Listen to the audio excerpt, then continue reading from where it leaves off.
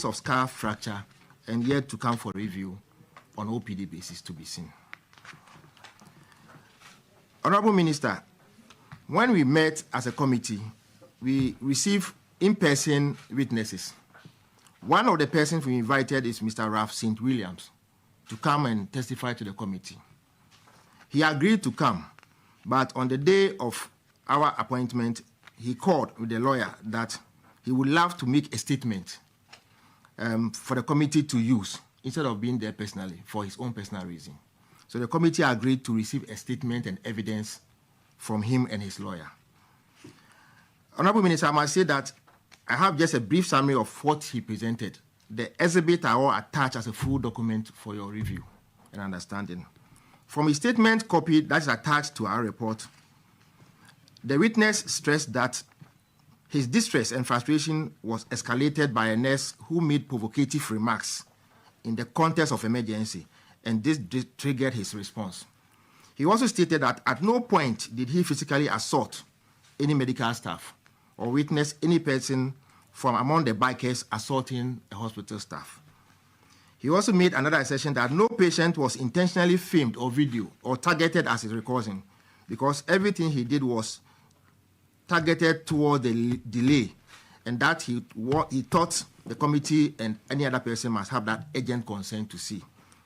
And the last submission we've had from his 6-pager report, that he has submitted 4 video exhibits, including a Facebook live video, as evidence to assist the committee, and the committee actually gone through and you have given a report in your recommendation.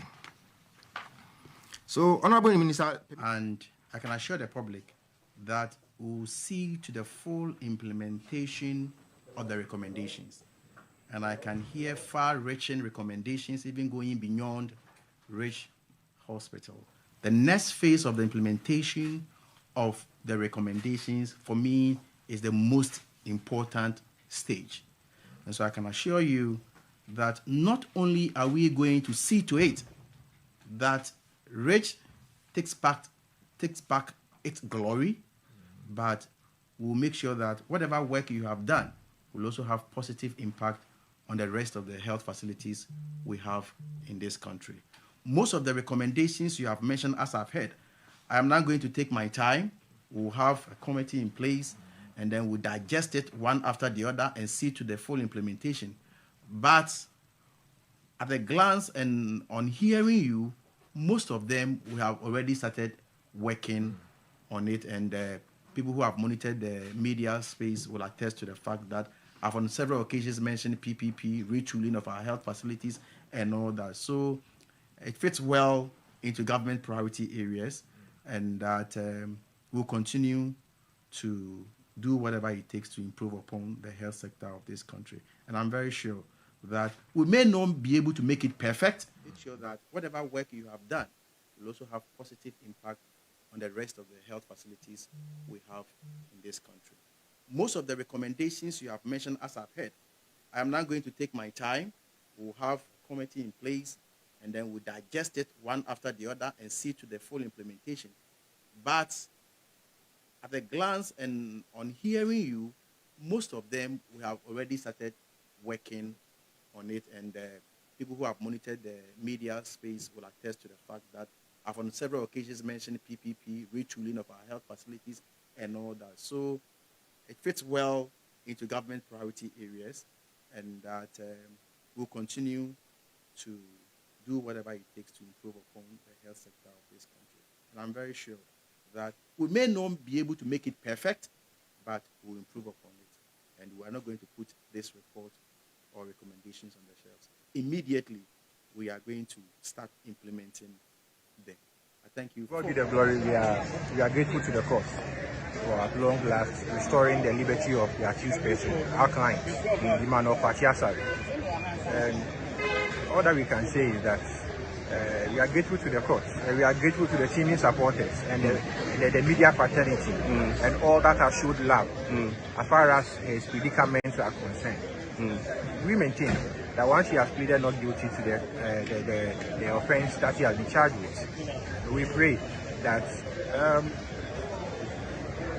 whatever happens, we will be in court to stand by him and to be with him and to be able to ensure that we defend his cause. Yeah, he's waiting for the bail bond to be executed. And as far as it's executed, then his liberty is restored and he's a free man. He can go home and attend to the family and he will be able to extend his felicitations to friends and loved ones. The legal team, if the prosecution is minded to proceed with the charge as filed before the registry of the courts, of which he has pleaded not guilty to it, then the burden lies on the prosecution to furnish us with the disclosures on which they are going to rely on to prosecute this matter. And based on that, we also fashion out our defense for our clients based on the disclosures that is served us. And once nothing has been served us, we are humbly waiting to see whether the state proceed or the state truncate the process. If the state decides to proceed, then it's our duty. We are duty bound to go all out to protect the innocence of our accused person as far as the charge that he has been charged with is concerned. Yewo abodi plaque bi ayaya ye de be mo bia o de koto ho a kina o mas nyina o mbe hu se me papa we ana me mami we wa ye bibi de aboa o man Ghana a ne din wo o man enkratam uye no firi ho a president kutanin 100,000 Ghana cedis. Titiskano 1 billion. Yempa Emeta and Rantianasi. Akukudru Sronkwan. Womo Eda Ledie. Omai Hodos Ronkwan. Womo Etimika, Womo Hubogu, Eda Ledie no. Osho Damasifa. We are no free wa. Nana no mo kasano womoka amamrebia aka esasi ekokoye enti mampani se eno so ye beto nana no mia wo mu 20,000 Ghana cedis 200 million I think this issue has been addressed in the media several times. Double track will take some time to go. We cannot reverse the double track today. We cannot. We will need time to reverse. A committee is in place to address that. We are using multi-approach to get that reversed. Please, can we limit our questions to the issues raised? I think I wish to put on record today that placement is free. School placement is free. It's totally free. It is not for sale. Ministry of Education or GES is not linked to this illegal business. Anybody who sells placement to a parent or guardian is therefore doing an illegal business. As such, persons who approach you to sell placement. I think today is an African Union and it's president of Ghana. And our message is simple. Africa is invincible. And Ghana is a reliable gateway to that continent. I'm making sure say no kana sema ebeboa party no ebeboa man no the leader so hu the obeyama my Ghana the obeyama party ma the obeyama Ghana say yeto abama no eyi no no be president a say nsem no ye pese ete nsem ade nkabom odo ebeba eno akire no so mesre candidates ni nyina say eye wona chitafo especially on social media one na ama party na aye say ebi a odo ni party ni mu ana yenka o party no mu ye besrɛ won bibi biara wo ka bia na so hu sɛ akire wɔ nsusuanso akire wɔ nsusuanso a daache asɛm a bɛka no sɛ wo mu sɛ enim opposition for betimi ana opponent betimi use atia candidate no the mesrɛ sɛ party for ni nyina wo bɛka bibi social media ka sɛm a fa o candidate ho the candidate betimi ayɛ de wa yɛ pen experience ɔwɔ nneɛma a wɔsiesie na kwan mu si de bɛyɛ party man no yɛ delegates no ɛna ɔman no so bɛgyina atum making sure say ɔkɔ we all miss Dr. Manibuama. Indeed, we do know that before he passed, rather unceremoniously and so tragically, he had begun to lay down the block works for resounding victory in Akwetia. So in his memory, we will carry out the plans as he laid out and we'll build upon it. We'll add more impetus to it and ensure that we fine-tune it to deliver victory for us in Akwetia so that the same benefits that all constituencies that are being properly represented in parliament are deriving will be derived by the people of Akwetia. So we are confident of victory. Thank you very much for speaking to us. If you have probably some final words. I think it's okay. I've had we are sharing the same ambition of transparency, traceability, and sustainability.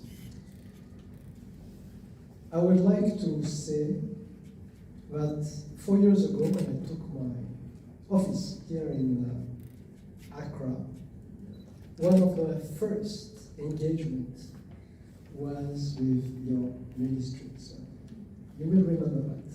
You can check Edika say Emamuduene yako Mejimedi sanko mampeni akasa okrom wanko no abepese ono ne behyiam se wokokuam no menim se na ope lumba asem na otike mu no tulumba nyum kra be yonwa bi wasanta metime ntujum sa entinem se twaka bi da umuntem but wo kra dia nipa ntimenje na mejimedi se bio sanke bi ekoba se sikaji nipa nkwa anke ebia ke huhu akwa indify abase no de ayareho na senia akasafo edi kan kan no anye se bio busuan kwa na de atomani omamu ni nyina na de atoani we say sa nyame a chede nye nipa bebre ni wo nti omu ana nyame de adua nipa baako so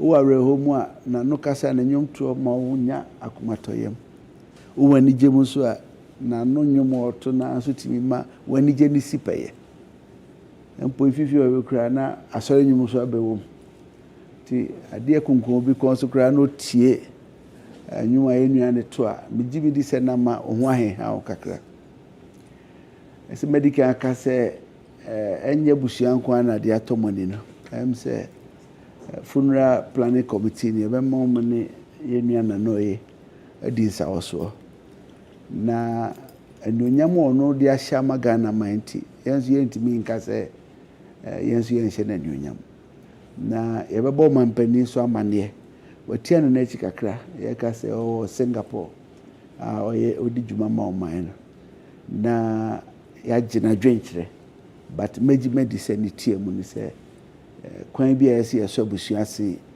na yeja yenua no kwan fefefe ye beye o musem warehom na so ye besre so se ya na ya ma ni abafam kakra so nyame nanim ni oye nti ni nyame ye bia entimi question no na ya da edika em se ye yan kana ye ban paying for say busuan paying Kofi Owusu boy na make say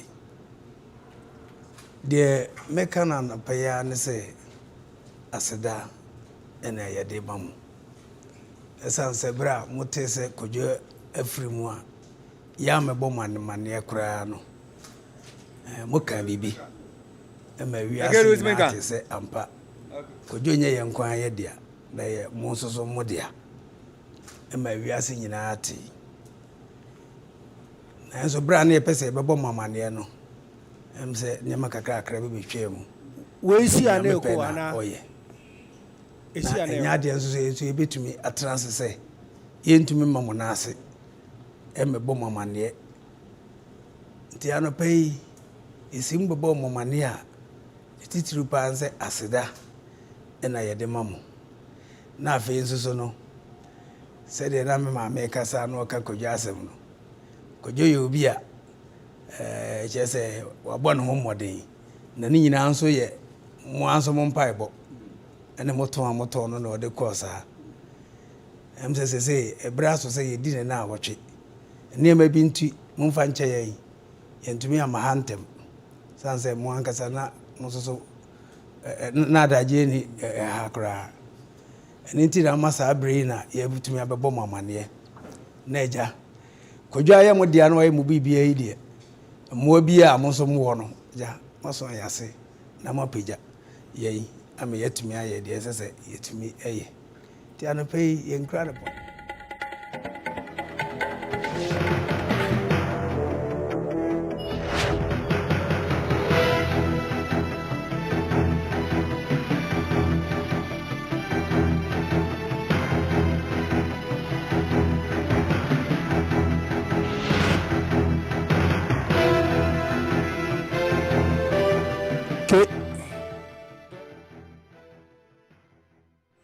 One, two, three, kill you alive.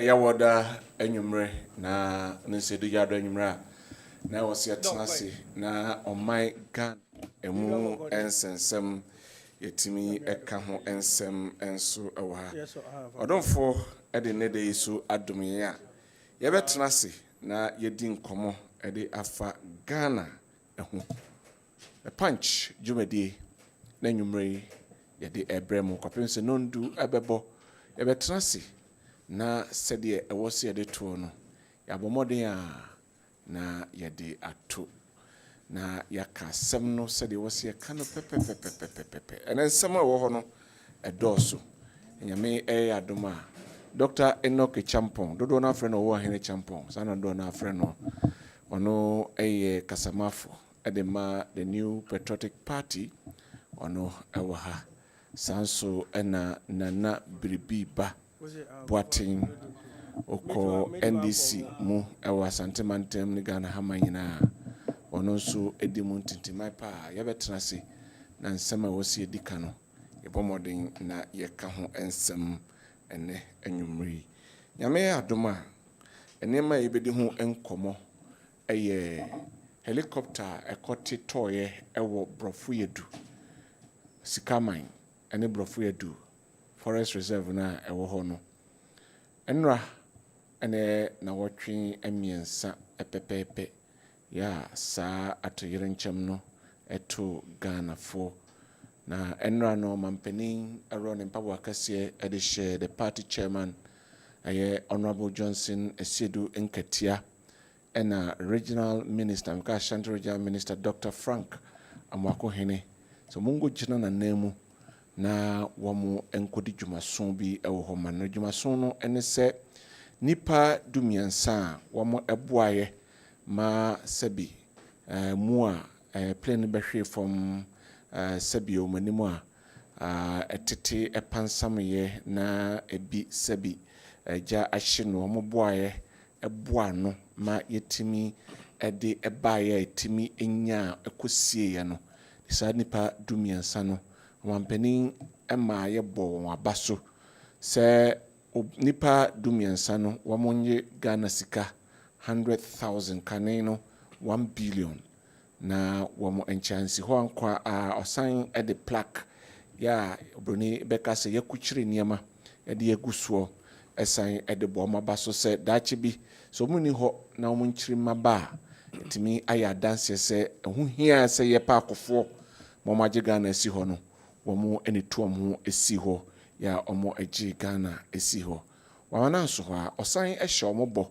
sɛ kuro no mu mmienu ntɛm ɔde community center ebesi hɔ ya ɛbɛsom both Sikaman ɛna Brɔfo Yedu ɛnyɛ hɔ ɛnsi hɔ wɔsan ɛma nananom atankonya ya ɛwɔ hɔ ɛyɛ Ghana sika 20,000 Ghana cedis ɛyɛ kane no 200 million na ɔde ma nanom sɛ amanneɛ ne amammerɛ ne deɛ ɛwɔ sɛ ɔmoyɛ ɛfa deɛ ɛsiiɛ no ho no ɔmonyɛ na ɔmomfa nyɛ de twa toɔ sɛ ɔmampanin anaasɛ ɔde to dwa sɛ ɛkwan a ɛfiri tutuka meka tutuka a wɔbo ase ɛde kɔ ɛyɛ akurofrom saa kwan no wɔbɛyɛ na wadi ɛho adwuma na kyɛ sɛ yɛayɛ saa kwan no ama ɛno nso ɛho aba mfasoɔ ɛde ama nipa a wɔn ɛte mpɔtam hɔ deɛ atwa toɔ koraa ɛne sɛ nipa du mmiɛnsa no sɛ obi ɛbɛba sɛ obi ani adwuma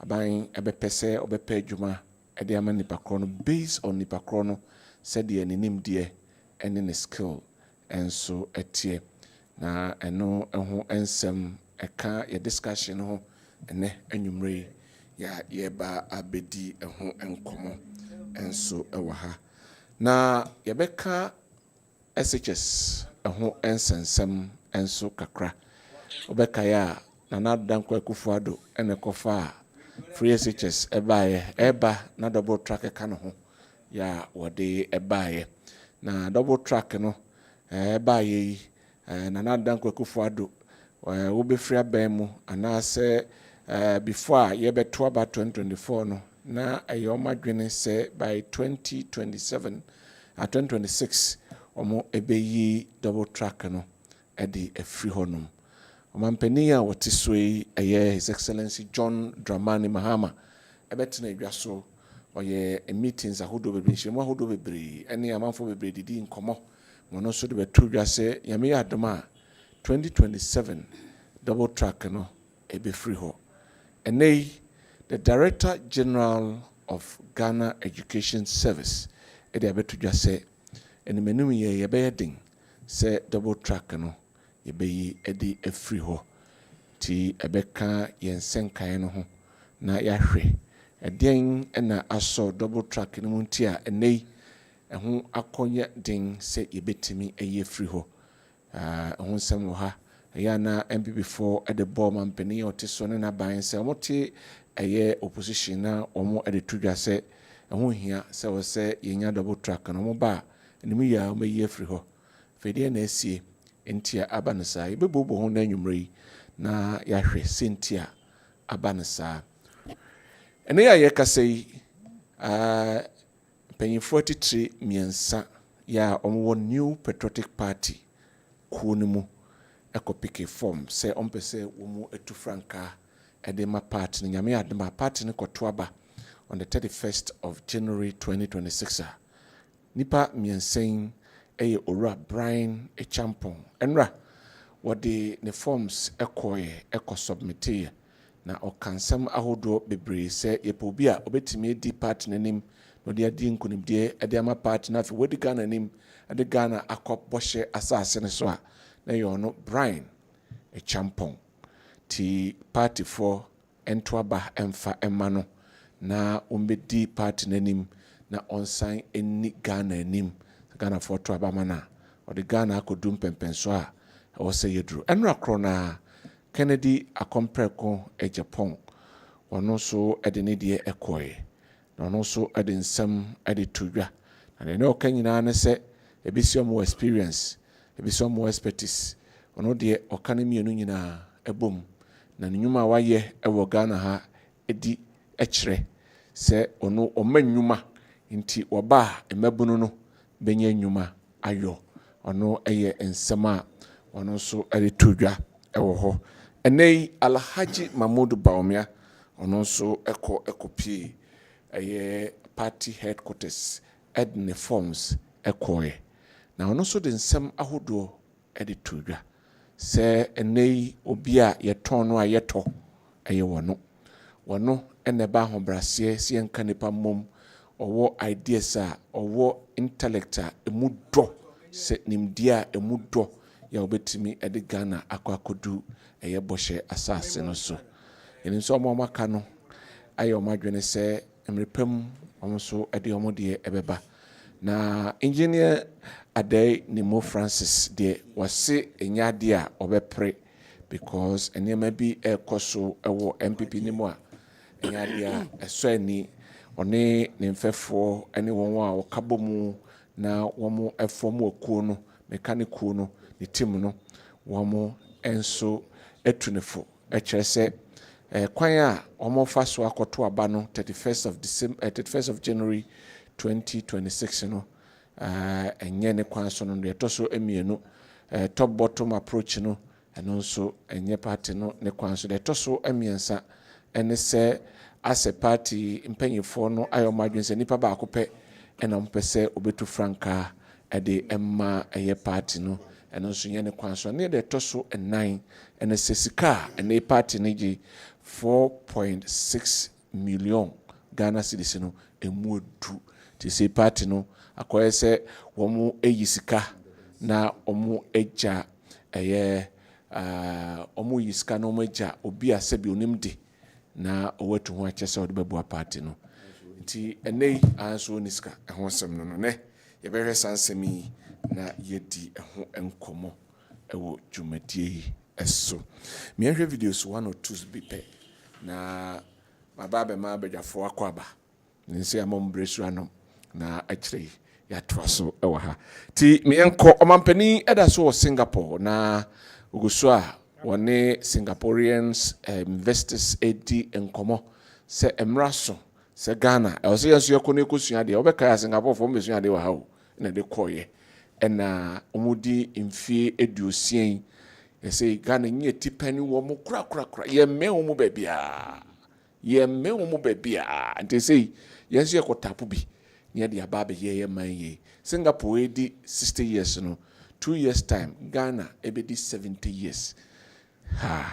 Oh my Ghana. Ti ene omampeni dinsa hodo. Yankuti insa omampeni edi tudwani bi na yemra. Strategic location and stable Ghana's strategic location and stable democracy offer a reliable gateway to the fast-growing African and West African markets, including the African Continental Free Trade Area, whose secretariat is currently hosted in Accra. In skills and education, Singapore's experience in building human capital and fostering innovation can enrich Ghana's own reforms. In technology and digital services, our young entrepreneurs can collaborate in fintech, e-governance, cybersecurity, and payments and settlements. In healthcare and urban solutions, your successes in planning, public health and infrastructure, spatial arrangements align with Ghana's priorities for resilient and people-centered growth. And in climate resilience and energy transition, our two countries can work together to unlock green finance and innovation for a more sustainable future. The Africa-Singapore Business Forum and other platforms are already bringing our private sector. Singapore, and now to say Yebobi at the Singaporean president, and then the Taman, one also at the Abaswadi, a bomb penny, so by Wama Esikasemno, a China Brane, to Obona Basso, Yintin Sama, President Tamal at the Etuja. Ghana today stands out as a beacon of stability and hope in West Africa. Its record as one of the continent's most stable democracies is a major asset as President Mahama and his government have embarked on the path of economic reform and transformation. The recent years have not been easy. Ghana has had to weather strong global headwinds, from the pandemic to commodity price shocks, to tighter financial conditions. And today, Ghana, like many others, faces significant cutbacks in development aid. Yet, under your leadership, Mr. President, Ghana is converting crisis to opportunity. Macroeconomic stability is steadily being restored. Inflation is easing, the cedi has strengthened, and rating outlooks are. We ayo mampeni was Singapore, and out is Obo Mampeni's Excellency John Dramani Mahama Abaso, our Kwaya Wafaswa to Ghana Sika Samoa, and a Ejina Abrane. O Mampeni Abedichi Dada, His Excellency Dr. Alhaji Mahmoud Bawumia ena odine forms no ekoya file yentin sem kakra ode tudwa ewo mra ode ne forms no ekono.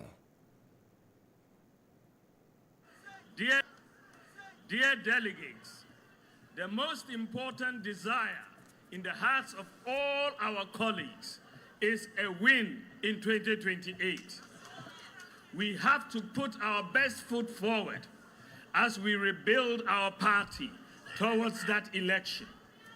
To win in 2028, we must not just talk unity, we must live it. The repeated attacks by our own party folks on one another is absolutely unhelpful. What we say against each other, the NDC will use against us in 2028. If you claim you are a true patriot and want this party to win in 2028, then stop it. Don't lecture us about how blue your blood is. Let your actions show. Stop the internal attacks now. Stop the religious and tribal attacks now. We lost 2024 elections after introducing many good programs. Unfortunately, due mostly to the economic pain that many of our citizens felt, the NDC managed to convince them with lofty promises to stay away or vote against us. We have learned our lessons. We Alhaji Mahmoud Bawumia ena oti se wade ni forms ni koye nsama wade etudwa no se pak ekase nsama mobe kasa ana mo amukoto franka ni na titafo baka tia won otu franka no ana so pressure obetu franka no eno a ena opposition no enso ebefa na womo ede aye campaign tinti yakase yema asomdwemra na yentena kuruyemu a ene se yakana ya no fafa keke na emom o se yeye ehu adwuma we Alhaji Mahmoud Bawumia nsema ode etudwa no wadama wo message abetime dia fa 0551599933 0551599933 yensabeka na yakenkan ede ama mama be yafa kwaba nana bribiba boating nana enia emwajo mejoso mwakwaba so mejoso na boko de boko ede nyamiase nyamia daruma ene se weyi o mampani president Mahama ede amayinti kimi so man emu adwo se woda utumeda entisa kane bia na o man mu aye hyehyehye na beka se Ghana kra edwane afrie na ase enso se de etumi se kane nyame adom kane agina so kama yesika sem so eyeye enti minimye se ekoso saa se nyame gina echi na ekoso saa o man inkunimidie pa beba mu se de o mampani etu anamo a pay investors ediaba akọ Japan na ngwanwa senk na nka waso akọ China ansa no akọ Japan yo kromuti nyame kromuti asa wo hwe Ghana Chinese fo nyuma e wo Ghana na hwe Japanese fo nyuma omo de omo doso ha nti bia okope hazo de bia beka ho nyina aye anyway na keodi me pese me mama kwa mama doctor kwa na wo kan asem bi wo pese me ne doctor yanyi ntum se eba e wa me yinsu anom enso wo ma yinsu anom se de wo kan ne kan no enti ya matiefo nyina ate doc ana ebeji atuma na mpacho mu yinfiri omo so baba na we asante kasa so wa me yinsu asante kasa so kasa wa me yinsu dia na wo se ye jitu so chese ba ya botre na ogumeni maso already oh David oh and Ukraine asante kasa so kasa wa me yinsu bia sane ye kanu Obia te se wa ma yin. Na mama musu. Yenya no mo. Doc akwaba. Ya Kewodi. Na woko de. Christ ntimi ye de hye. Christ ntimi ho ye na wo so ye. Ya me adom. Oshrai. Ze. Oshrai. Christ de ugusu shrai. Ya me adom oshrai. Nyankopon kese nti. That's right. Ne ho nti nyame adom me ho ye bibia aboko mefa kwanya yeso na machia wo. Menu share ache. I'm say democracy na. Menu share one time be. By share ache pa. Hakra pesi me buy na 3. I think say 3 weeks. Oh, okay. Yeah, ba ha be ye adwenkyere. Ade ache na disaster ni si. Dem say me ba ha je kakra, but me na machia me papa me ne share me ni share da. Oh, okay. And then me first time me ne share. Na be reap aron. Ni din no de ye de be cancel. Bibi banso. Na ma fa so achia. Kewodi on say da bia me ba me kan me se me frechiri.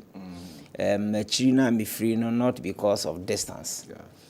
But because of conditions enipanyini munti no da bia me ya me se me frechiri. Me kromo kwa 1 hour 30 minutes na wadu me free adanse abo number 2 or adanse Asokwa district nti se de akonya minya akonya bia me chia me krom phone me chia obi bia wo me krom adanse abo number 2 any adanse Asokwa district ni nyina Kewodi. All right.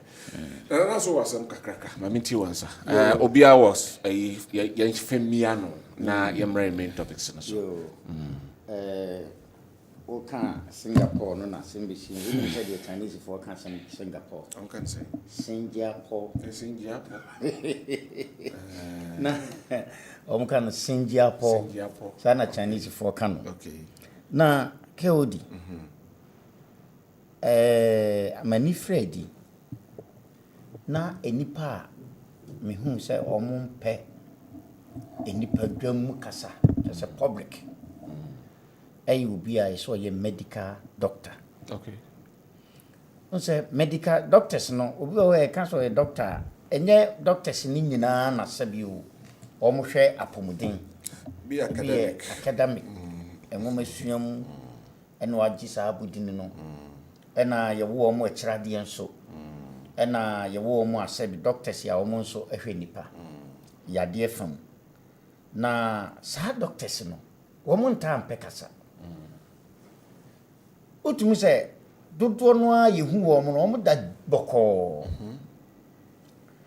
se doctor wo be pekasa bebra o ye medical doctor no na aida se wa sanso be politician aseme okay me shada ntiasi yentina wo dey say make asa ni say na saying Dr. Tinkran a woda a nurse for ne wo mo edi awo Nkabomuku no General Secretary Ghana Registered Nurses and Midwives Association. In fact, said you will see our Kasano.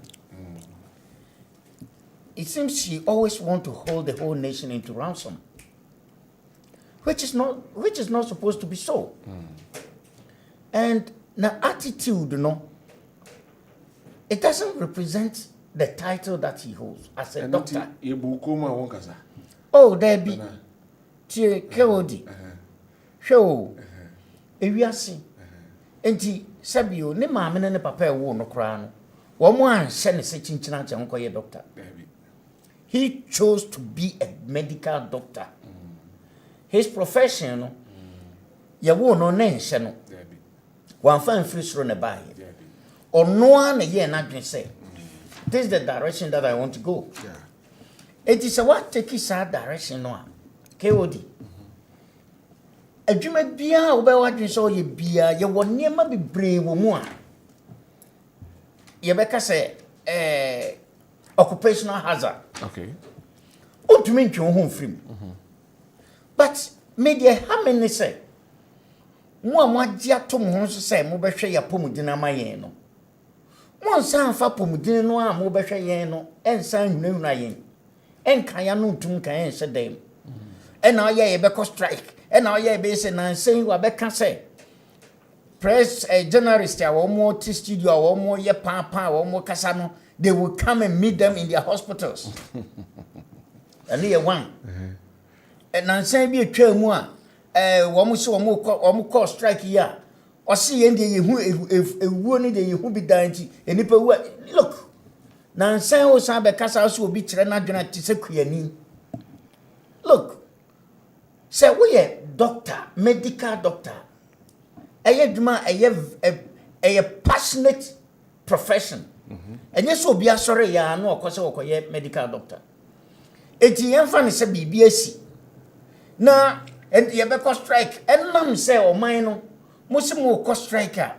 Ye niam no ye bienti no ebre bia na mo de eno tata yen. And ya mam 48 hours. Mo anye say ebe say. No, medical doctor.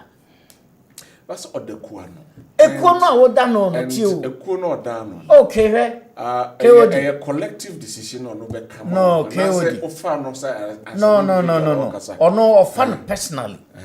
Ma KOD ma menchiro. Doctors minim die na nso mate. Minim say health workers yam wo sign a document bi bond bi minim say wo mo kra no emramu no o mo ne hu kwan say wo mo ko strike what you say na say strike wo mo ko na nye wo mo akatua wo eye bonuses bi ni ska bi a mo ne aban atena se aka ho asem aban no agye atum say wo de be ma mo a wo nyamfa ma mo eto da ye kasa wo na sa aban de ka da nya wo bitua onyam fa maamo se be ko strike me nipa wu anyway what you say enu nti mesre Dr. Tinkran no say all man action and inactions represent the title that he holds as a doctor. Thank you. O ma bonti na say akuafo so wo bufu o say obi kire na adwene kasa te say kuani come on doctor obi asabi yatete wo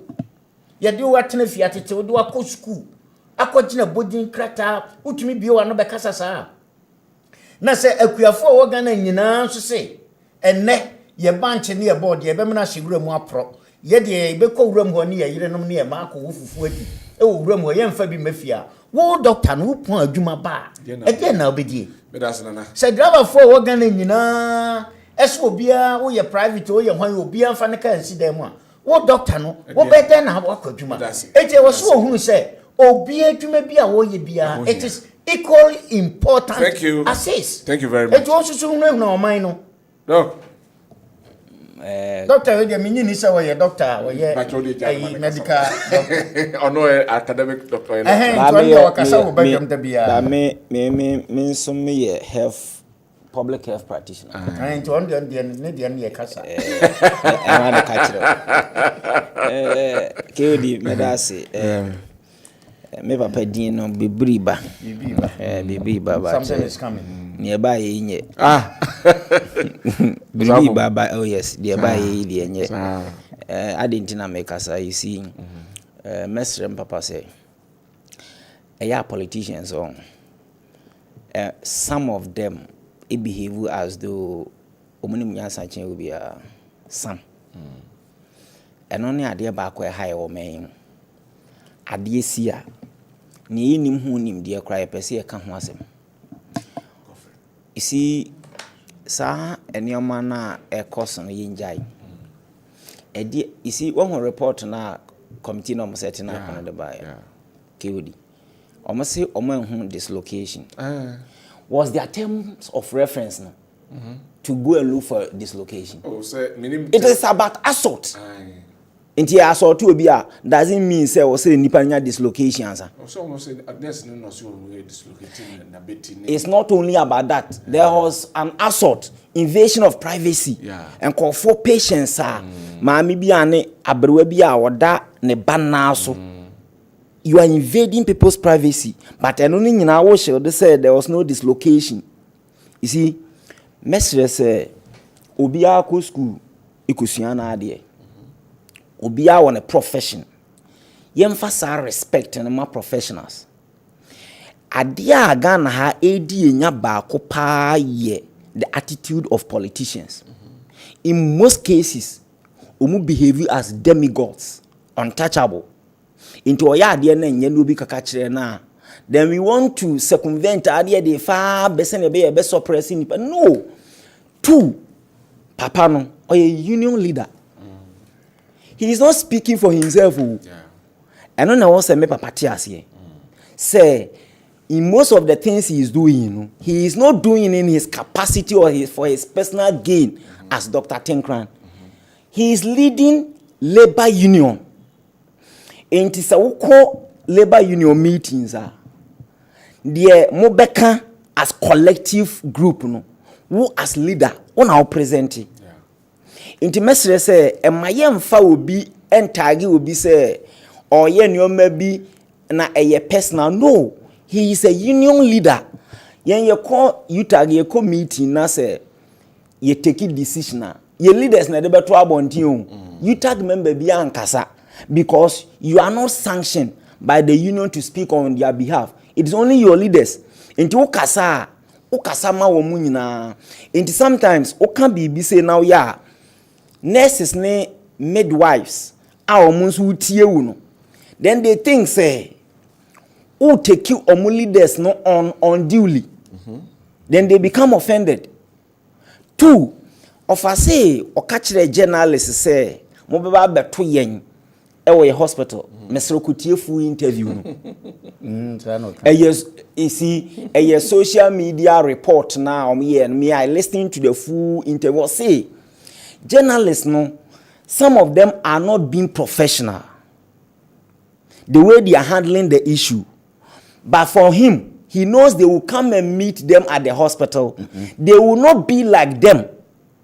They will be professionals and attend to them. Okay. This is what he said. But McCarthy, first part now say you come and meet us at the hospital. No? But the other one will say we will not behave like you.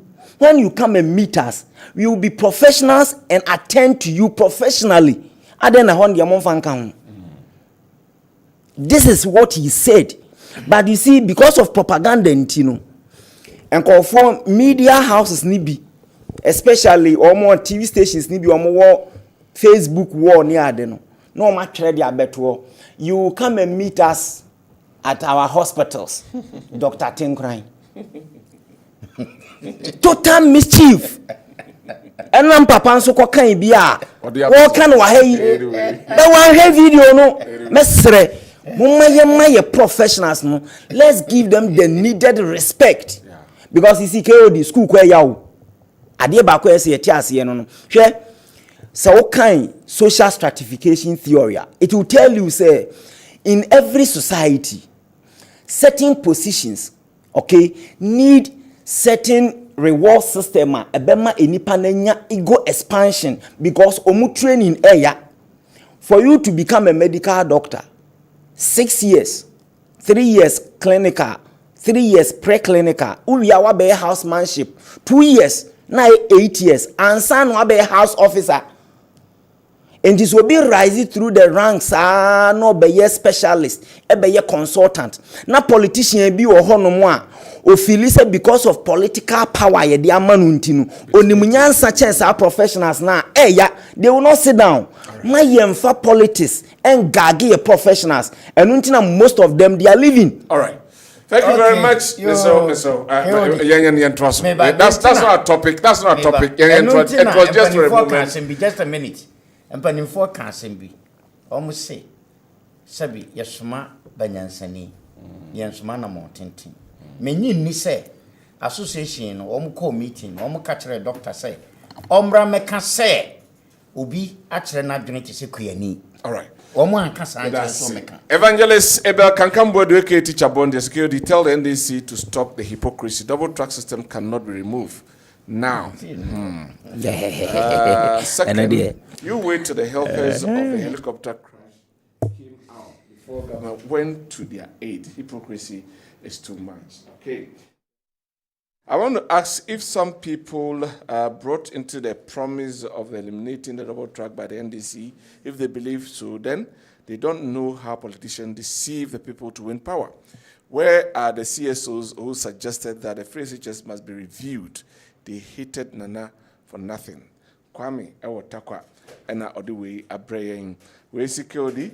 Is it true that the NDC promised a lot during the 2024 elections, but they can't do all the promise within just 8 months because MPP didn't fulfill all their promise during their 8 years in power. From Kobe, Asin Pratt. So, okay, we say, Mr. Hosts, speak to our issue. We haven't been paid for 8 months, newly university recruited teachers. The finance minister said they are waiting for IMF approval before they can pay us. All right. They be out the bar. So that is it. Good evening, KOD. In fact, DMB is the best among all the contestants and truly love MPP. Vote for him, 98%. But NDC are really scammers, qualified in lies, and surely punish them in 2028. Inshallah, Ahmed Kintampo and Odewey Abba. KOD, the NDC, Nana, in your studio, is telling the whole nation that there is peace in the country. Has he heard of what is happening in President Mohammed's constituency? Ola Agona and Odewey Abraying. Good evening. My name is Mr. Andy Ofori Dakon from Eastern Region, Abonsi. NDC Azankwa. The campaign will stop. The campaign will stop free SHS now. What are they saying? NDC, not. All right, so the rest of the messages, I'll come and pick them, but let's go to our topics this evening. Yenshase, Mesha Sefri na naho ebiu, na yashwe, nipa NDC, anase omampeni mahama, eko yomo, anase oko onawomo, enam helicopter crash no, nienhwe, niema wayamo mono se, what will you have to say about it? It's enough. Yo, and I say committing more than what he did. Yo, KOD. Yedi kan yena omampani ase. Se wakai sa nkofo yi. Na obeka ya. Em se asem ni si ye no. Ade chen ye. Me ne Dr. Jataba ye ba studio ha. Ni e be kan se adwuma emrante ne ye no. Ohia ba support ye. Am I can ya say I was say honorable regional minister so obona baso it's answer ono so dwuma so pa na okoye enti enro ameti asemani je say eh say nsem no a ye betena ha ye ka no ya na idurachi enu nti no meti na che say eye nigisem na me kra de na me ka senka se bia wo mu bi ni adwuma ye mpa obehwe na yape adwuma baabi na ye de na hye se nipa no owo eho nim die nko ade a na minim de course a enu nti omampani di sa baso body e yiskai edima bi kura no a omokoye adwuma kura no anka fe kura no wonya sa iska no na minim ye se wo mo hwe ni yi a ebeye mfaso de kese ama wo na eno nso be hye enipa bibiri nkran ama omo ahunu se bibisi na otu ho che se wo tu ho si wo se obeboa enye saa keke ifi se nyankopon ena ekai nipa na obia wo be ya doye anase wo be ye papa bi ana wo be tu ho si wo aye bibi no se de tie bia no e wo se nyame nso utumi ekai wo ohwe bible mu kura no a ebisi David one na damfo Jonathan eduru ba bi David okai papa ya Jonathan aye no no enti obisa ase enti obia ni ohene so ofia ne ba Jonathan ti na ye na doye saa so na emre bi etwa mu Esther ohima Esther ono nso ne ofa e friend Mordecai enam papa ye bi a woye ohene Ahasuerus ono nso ohene no nso kai enti ehye enipa nkran se obia utu hu si wo bibisi na utu hu si wo so obetumi aboa wo de menhwe bunkum hwe nifa aboa esan se yankai wo na ye be kai wo china we mu de o mu de no abantem nanso no minim se wo mu de ya bantem se obi nso ewo ho a se de tie bia no ye remfi no aban ni remfi no saban ni refi kura nyame be kai no bibia adoye bi anase papa bi tu ho ache dwuma bi a watu no ho si ho ye ma o man KOD sa de we de enka be ya mesre media for se enka mamu nyi kura bi ma ye nhwe esan se e ya homtesem bra wo hwɛ ne saa no a na kyɛ sɛ ahomte esan sɛ abusuafoɔ ebi hwɛ no mu hu ne sei a na ɛde ayam hyehyeɛ ɛne ɔhaw na ɛba so ahu enti no deɛ ɔmampani yɛyɛ no deɛ ne kwan so a no deɛ ɛtɔ so biom ɛyɛ me dɛ sɛ wasan ahyɛ wo mobɔ sɛ obiara a wɔpɛ dwuma bi ayɛ no sɛ wowɔ ho nimdeɛ nko adeɛ a ɛbɛtumi afa ebi a ɔmampani na nyɛ nipa no a na ɛwɔ ho nimdeɛ o ebi a na ne ba bi ne ɔfa ase bi ebi a na ne nua bi akɔgye nsinsɛ akɔka nsinsɛmu wɔ baabi so ahu ɛno nso a wɔsɛ ɔmampani tumi hwɛ no so na ɔde boa wɔ mu ɛsiane sɛ sɛdeɛ n'ano na yɛnua pani chairman ɛsɛ ebi nkateɛ ka sesesei Ghana ha no ɛm sɛ wonni protocol deɛ a kyɛ sɛ wonnim obiara deɛ a adwuma koraa no ahwɛ yi a wonya bi nyɛ enti yɛmfa adwuma koraa with merit biem yɛfa based or to whom you know megye die sɛ wɔn mu nkurɔfoɔ bi busuafoɔ bi wɔ hɔ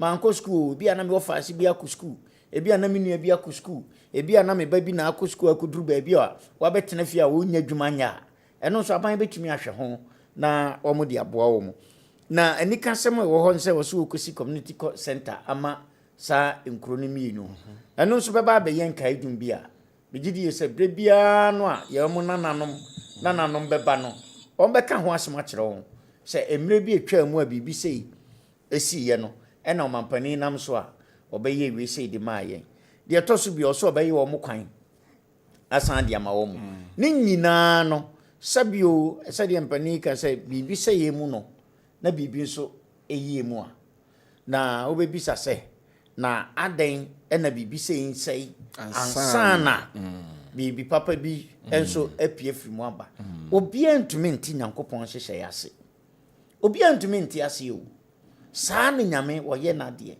ba yi yɛni ani ebɛbisabisa yɛn ho yɛntumi nkɔbisa nyankopɔn asɛm biara so ɛho nanso ne nyinaa ebɛtumi aba sɛ ebia ne nyame botaeɛ bi ɛpɛ sɛ ɛba ma wo bi a wɔwɔ kurom hɔ nyame botaeɛ bi pɛ sɛ ɛba ma kurom hɔfoɔ bi ebia biribi nti biribi papa bi ɛwɔ akyire a ɛbɛba a obiara mpo ɛnyɛ dɛn ɛnim nanso saa ne nyame yɛ nadeɛ na mede meka sɛ ɛba wieɛ no sɛ wo kae 2016 sɛ 2015 ɔbaa bi a ɔkɔɔ bank sɛ ɔkɔyi ne sika 300 yɛ a ne nsa nka sika yi saa ɔbaa yi sɛ ne sɔfo koraa ka kyerɛ ne sɛ akosua ɛnu kyina nɔpa na bi a watɔ bicycle ama ɔba koraa no a ɔbɛka sɛ sɔfoɔ no yɛ torofoɔ na adɛn na sɛ nyame bɛhyira me a gye sɛ nka prosini nkɔbo me ansa so ɛho ɔbaa yi asɛm obiara teeɛ no ɛyɛ obiara awerɛho but at the end of the day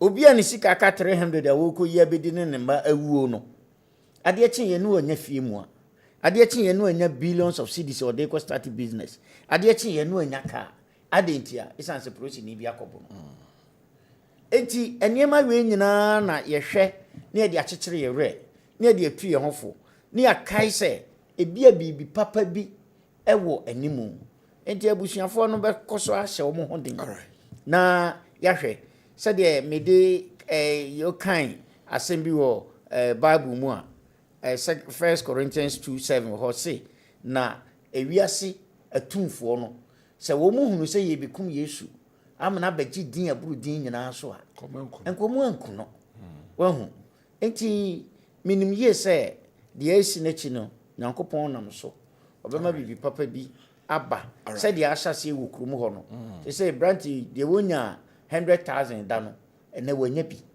deɛ wɔhunu ɛkwan da no ɛnɛ wɔbɛhunu kwan deɛ wɔnam so da ɛsɛ community center ɛbɛba no ɛnɛ wɔbɛhu sɛ community center ɛba hɔ nanso ne nyinaa yɛ nyame asɛm enti yɛmfa abasobɔ no ɛne naaseɛ no ɛma ɔmampani sɛ wɔtumi atu saa anamɔ no all right doc mehwɛ ɛnɛ ɔmampani akɔyɛ wakɔbɔ ɔmaba so me picking from the name busa say is it enough because any part do say I'm here 13 13 of them okay 13 or 100,000 obia there be 100,000 nipa 13. 100,000 nipa 13. Omunche. Okay. 7,692. Ade KOD, I'm restrained. Yeah.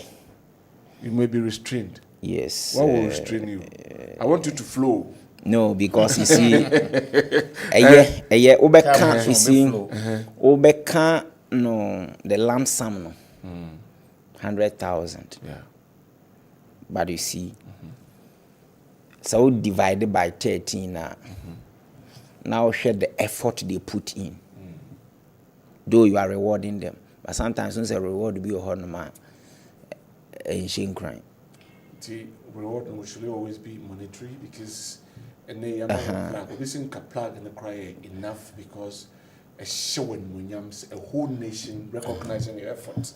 See, me na na ba ko be ka kira o se me nya de medini na okay fama mini o kai by mo se de me ne me ba ni bedi ni wi ai be o ja se now sometimes ye manipa who say Sadi we me koso ya ebeboa obi sebi keodi se obi firim kra na kofa obi so mededa no a ohune o ma wotuetu amani pakro no modi yi ehokro ne ho eni sika owi obejew.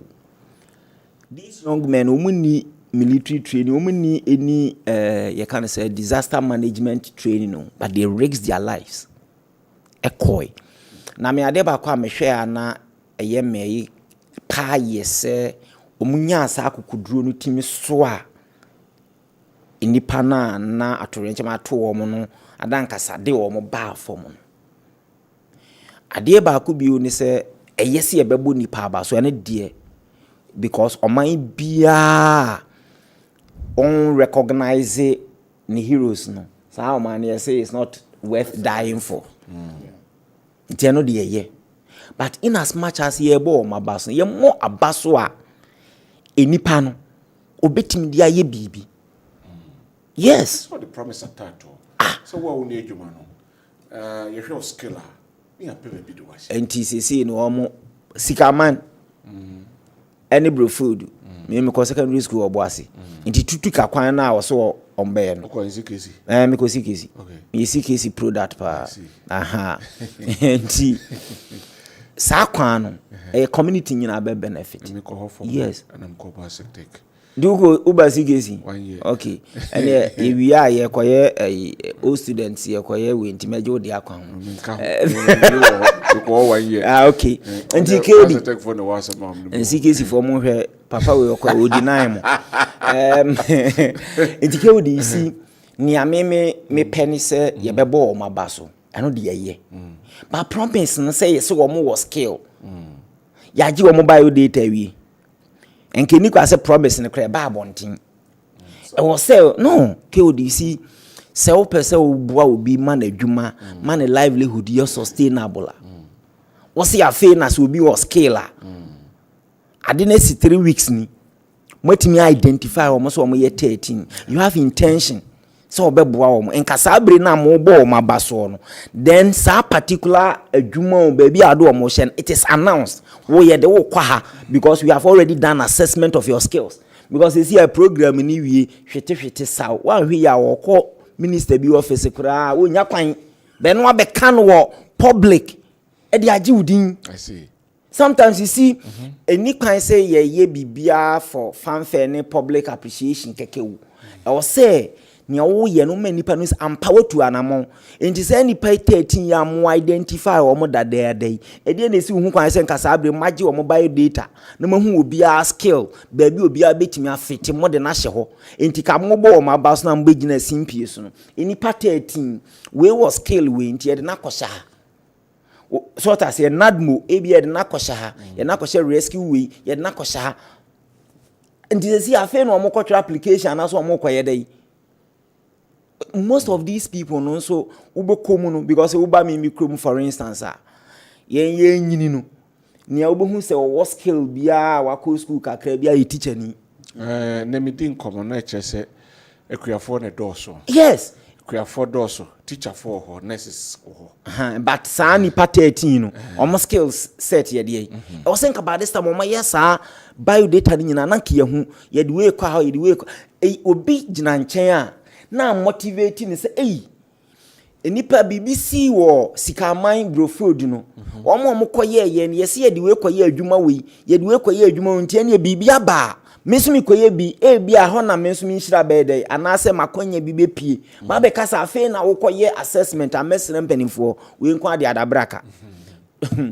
isi ade ba ko ha me pa ke odi oni isi hu ni se sa award we no enti na mse mpese me restrain no se wo hwe regional minister Facebook a so ono we active on social media enti young people are more social media mo follow hwe ni social media page a obi ye video edit ho se enti die pa no man asem asie kwa 3 weeks sa kro no die na mo ya ama wo mo edie pa na maburu na mo ne wo mo call enwura mu ho no mo no mo ya ama wo mo and on started so in fact me in quote o twabo omo then the regional minister tagged the video and was say you don't worry plans are underway and then 3 days o in this case and confirm start anye saade no social media do you think sen come be but so can say plans are underway so plans are underway there meaning that there was something that edit 3 weeks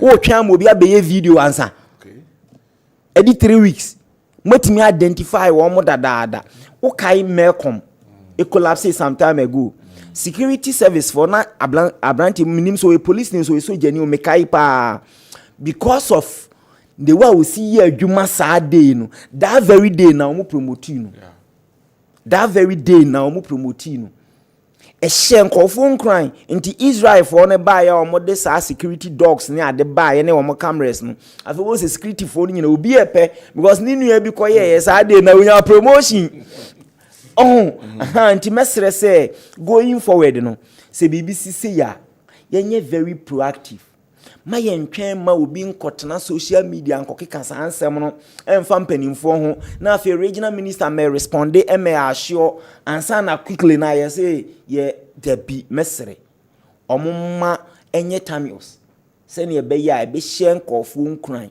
me di sie na busuafo 13 no ya boma no ho ba no Ghana ne yewo no mamon tena ho ma eni na wotwe kra Munko regional minister office RCC mumra na mo meka nkyere because waka magana fo nyina ati mumma yenhunu ba bia ye de mo hye because 7,000 we no amanya no keodi sa wotena ho na ye woda acha bosome mienu na asa okay esa wie wanhwe awuduru regional minister ha abranti bi na ya na obetena no obeka che regional minister o meeting abranti be Hussein got you say regional minister or meeting into a monk and 10 no munya baby anyway but ocean yamana akona is it enough to ocean yamana course or no be pass kebet me aye some kind apart from the community center no something monumental and then kebi omo ye apart from the bia omo ye bibi makro no ene o ma me you keodi until I'm being kind politicians hypocrisy in our affairs we no say I didn't know see but at the crop pot ya sa dey no mo koye no say me kan no ha dey na kabori betena ha ya kan me say community mining anka say ho dada enti say no say ye betimi aye bibi amoma na bamfaso eso nyamfaso ho a ke wo dey ya de ba ko pe that is we should fight Galamsey head on na yenyai sa political chaskele na de Galamsey ye no because ye ntimia on say me eduru Galamsey su a me mfa nye politics because of my background say ye co communities ko ya assessment now share the level of impairment a won call for mu a then I am alarmed but Ye nuanom NDC for the galamsey ye campaign sa. Say omo ba yi. Omo ka se yen declare state of emergency nyina fe de omo withdraw. That is the political political hypocrisy. They should rather apologize to the nation. Okay. Enti me die se bibi be koso ye monumental pa should be the fight against galamsey. It should be head on. All right. Because inchirima bebre na ye nananom so betwa ye ma because ye nananom say no mo ye Ghana anke ya meto. Anyway, the NDC man quotation is not 1 Corinthians 2:7, but rather 1 Corinthians 2:8. It's one on listen. Obi message or the eba. As of for no. Musa said, apart from when I said in Musa now, couldn't they have done anything monumental? KOD. I told me be a kasa. Yana say wo de ko kasa fufuru mu a. Ani to me dan kakra. Okay. Nkaidum. On say me de kasa de wunim say eno aho adwuma na me ka 5 international languages. So monumental no awo ka. Nkaidum. Anything. Nkaidum. Enkaudum no e den na ebeye. Ye kinkan what is say ose obesi community center. Eno no eye den eyade a obesi esi wo ne dibosumi a yebubu agu ana. Ye kase bibi ye monumental eyade a ebetumi awo ho da na se betumi ache. What you say? Ka ebia nipa nwotwe nanka ya ye almost ne ayo almost status ne de sikro. Oh. Nanka afri. Oh, minia. You say ye can monumental enti na make say kasa no ahu. Kasa no say wo dane na ko kasa foforo bi mu a. Ya na akoye bibie wo ho. Wahu. Enti wo ka monumental akoye bibi hu bi ti se de enso de obeye no se wo se obesi community center no. Eno so ye something monumental. Okay. Because eyade a ebesi ho ache. Okay. Enchirima beba beto. Se nanu buku kura no a dachi binchirima beba be hunu se wa ha. Asem we si ye no mampani bi a watwam ebeye bibi sei. Okay. E wa ha. Okay. What you say? Na ye besisi sabio wo mu afri mu no wo mu ye disment ebe ye wo muti e di besisi kromu ho a. Enye nsamanfo na ade omba kromu. Thank you very much. Ena mebo na minuen it is better late than never. Okay. Edi na say enipa no a afri mu kono sebi abusuafo kora ntumi ehuntumi ha wo mu say ye be ye wo mu ayimpo edi afri ho. What you say?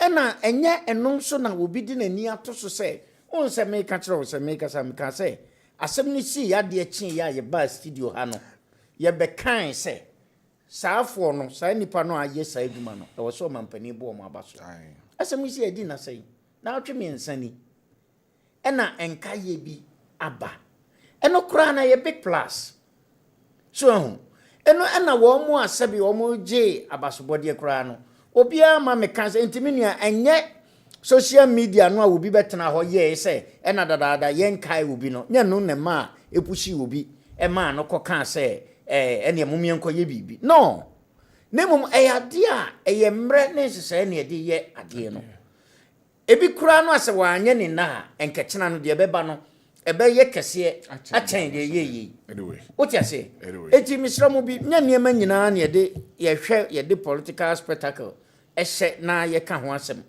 ade bi wo ho a okay ye se ye pese ye bo na abaso ye bo mo abaso edi so koma obi a 11 cedi kura no a abon abaso wa kai won wahu me enipa sabe ye so obi yade a osa ye no enye se wa yade am obi enti chinchina ache a enipa no e wo se ebi obeye bibi da bi nemum the fact say enipa no beka onipa ni kwadwo kire pani no aya no kire ayi aware no o kan asem bi wo se awura so okunu free abonten eba na ototofi 1 cedi no ba fie no yima se we na meto de brewo a e wo se ohunu se ebra na okunu abonten no na odwene wo ho o ti ase se nipa na anwene wo ho a on kai wo no aye bibi kura de amount. All right. Enunti no the fact say o mampani kura asuma chema se dunkati amna kokrom ho akotia wo mo kura kekese de mo ye yenti no mampani se me mehwese de mo ho tie kura keke no po no se wo anfa hwe an kokura no kura yen kai.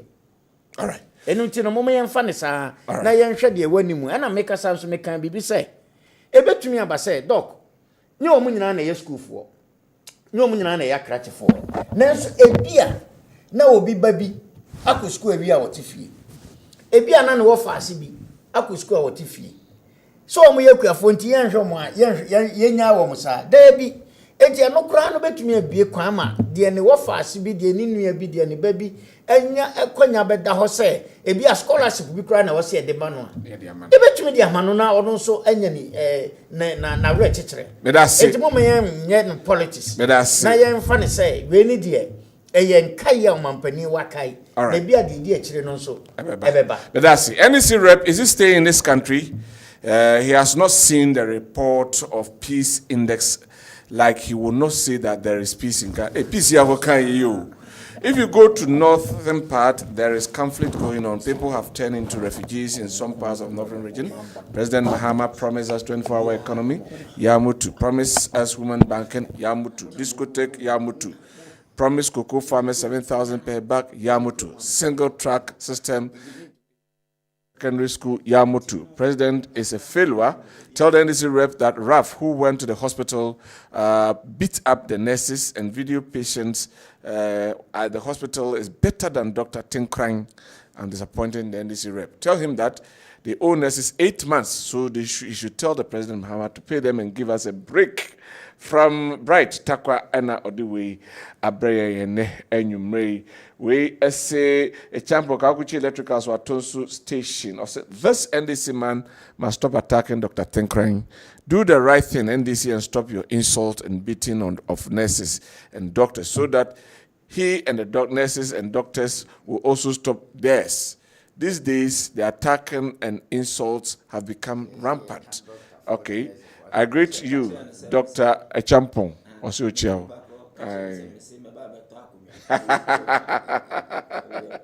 Anyway, wati. So that is it. Right. Mamefa we entwaso emfa emamum. So the NDC man, have you forgotten? Hey, and then almost have you forgotten of Dr. Bayo's action against MBB when they were in opposition? Hello, good evening, Kyori. I'm watching live from Senegal. Kasamas, Elinkane. Okay. My name is John Atwas. An MPP man has started making propaganda. No wonder he's an MPP communicator. Okay. Anyway, NDC, Kyori told Nana that Ghanaians in Boli and Swala Tuna Kaba district slept peacefully without curfew imposed on them and the MPP government. So you should please stop the peaceful nature of the country. Comparison, NDC. The Bikoff of Osino and Odiwe Abrain. Good evening, Kodi. Where is lawyer Ohini Jan? Kwesi from Asama. Ohini Jan is still around. Kodi, make it market. MPP will win Akwetia seats. My regards to Dr. Champo from Wofaju of Datano in the Sunafo South districts. Okay. Good evening, Mr. Host. Please, 2024 university graduate teachers have worked for 9 months to 1 year now without salary. Please help us. Good evening, KOD. He said, so National Service Authority is not done with the audit yet. Hey, they should open the portal for us. OPK, Wakokari, and Odiwe Abraham. Good evening, boss.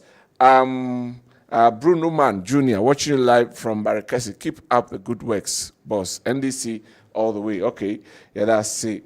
I'm an MPP person, but I think President Muhammad needs another term in office. He's doing well. From Ura Kwame, Victory Lands of Victoria. Mesramo, Mufasa Nema. The Constitution, the Quran Makwai. From Asante, security tell MPP that they should be extra careful because then this will send their vigilante groups to Akwetia. So MPP, don't stop yours, especially Delta Force group. Don't stop them. All right. And also, Eddie, and no, OBK or Air Patriotic Voice, Gos. So the performance of Honorable Akando is very appalling without happened at Rich Hospital and other health facilities. So he must resign. And the Galamsey is worse under Mahama and NDC. So Ghanaians must resist the oppressor's rule by voting for the MPP in 2028 to rescue it from bad governance. All right. That's OPK. Golden Boy, Anas, or Mampontain, also the super incompetent opposition party, NPP. They have no message, especially their communicators and their serial callers. Now, the Akwetia by-election is very near, and it's done deal for the NDC. Yes. Okay. Thank you. Right. If I were the nurses, I would have gone on strike. They should go on strike. The insults are too much. Boy Kwame, and the way. We say good evening. I can't pick all of them. I'm going to pick just two of them. Good evening, Mr. Host. Please kindly tell the NDC man not to join the MPP because I have not heard any NDC member speaking without insult like this. Hey. Because who near them to join MPP? Who near them? From Kwame, I'm gonna good evening. My name is Mr. Andy Oforidako from Eastern Region Abonse NDC Azankwa. I think I've read this message already. Thank you very much. The rest of the messages I'll come and read them as well. But let's move on and look at the free SHS double track.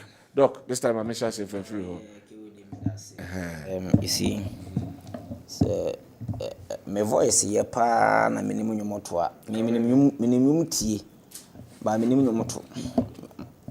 Minimum tea pa ba minimum nyomoto. Enka meto nyum bia ma NDC for susudwa wanu mo. Ba minimum to. Susudwa wanu mo. Me ne wa netia. Keodi adenti na make asa. Afidie yi aboa ni sunku. Eja no nso a ni sunku. Da bia na ye ka kire Ghana for say NDC fu ankasa. Omuni bibia mo man no. But you see free SHS ne double track. Se wunye innovative.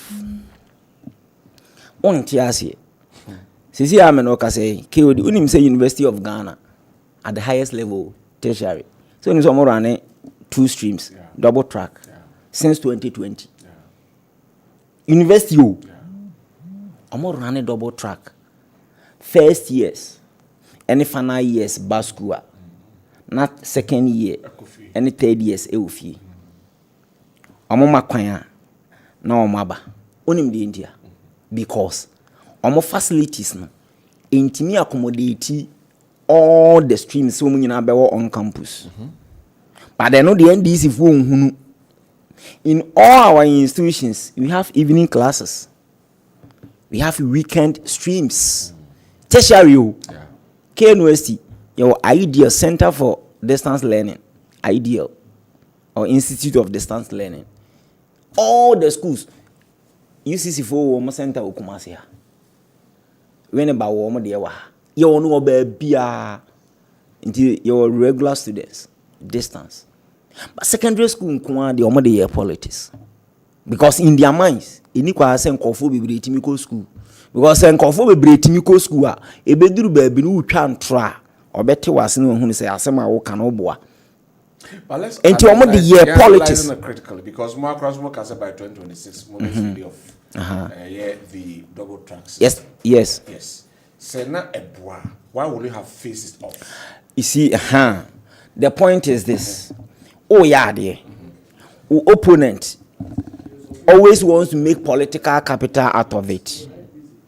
Uti. So you need to find a way to resolve it. Send a beya or no so be can anwatum. Yet, ye catch the almost say, untimi ntwen ensi school dan nyina because your population increase.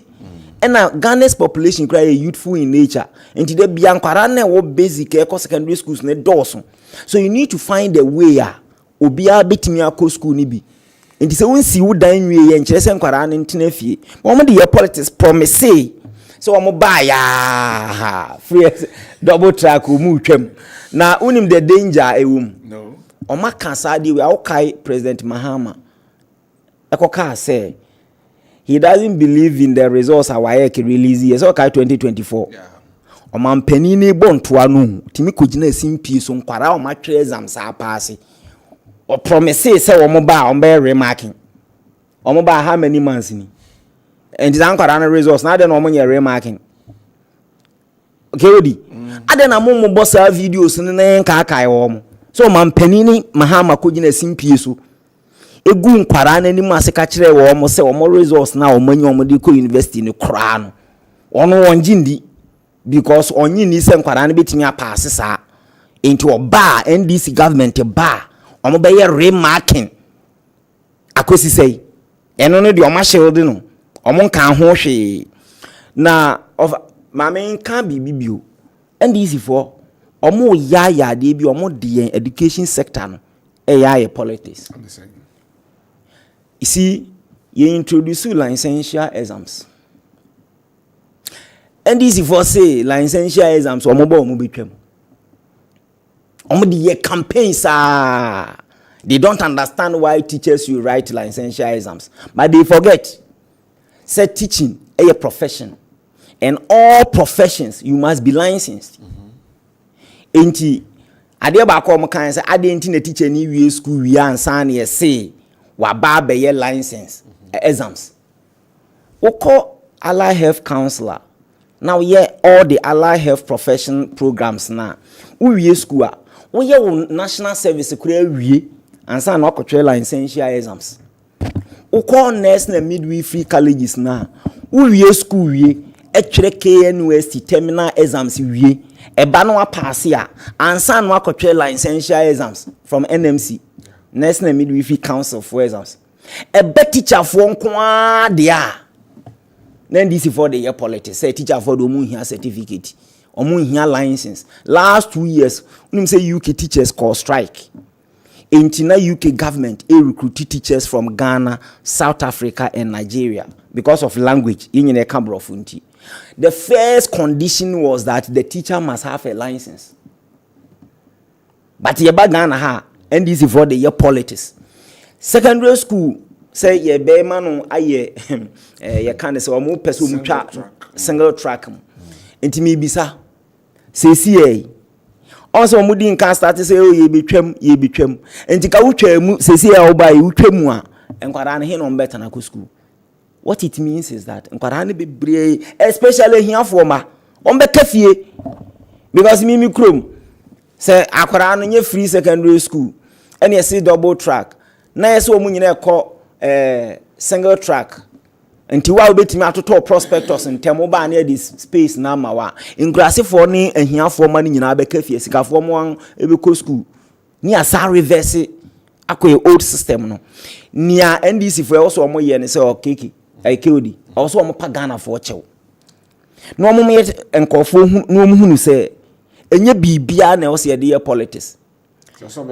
Yes, kewodi unim oman bia odo education be politics. Na ube infiltrate hono mo. Unim so oman ne bre because e basa o architect a obe training wo nyina anya qualified. Enti wo si dan e bebu agu nipa so. Engineers a obe training wo nyina anya qualified. We have professionals nyina anya qualified. Enti unim adekudi enti a all the universities, especially public universities no, since time immemorial yet me defend the IMA politicians in Guru. What they imagine saying KNUST and politicians will control and community studio ha make us say this is where you made. But one thing about university you say yeah makwan Emma politics because Ghana ha kewodi they cannot cry. Public institution bia politicians control bia and function well. Ebi na NDC for the IGS no. Because you see we GS director government can we no anko ya ibi wedi ke this one hu de ekoso enti mesre NDC for say omomba eme pachew President Mahama asem o kan say oba obeye remarking last year for mo twere wase ne ye twen. All right. Kewodi ye twen enkwara na o manya admission what tertiary admission afi na be remark na nyo no me na me ya twoma sa ba me di tiosi no so wonkoka hwese pani a wo bontoa enkwara akotwere exam se wi o ma pass o mani age no watimi akogina simpie so say enkwara ne results no ma pass dodo inti mo NDC for mo ba ba mu a mo be kwa ko revisit no ma remarking wa ba 8 months ni me kan wo so mo nya admission awie chama wo kan onim so mo be go school thank you very much o mo nya side no mo pa Ghana for chew nana mama enhwe free teachers double track mobile moka private secondary schools are mobile partner. What has happened to it?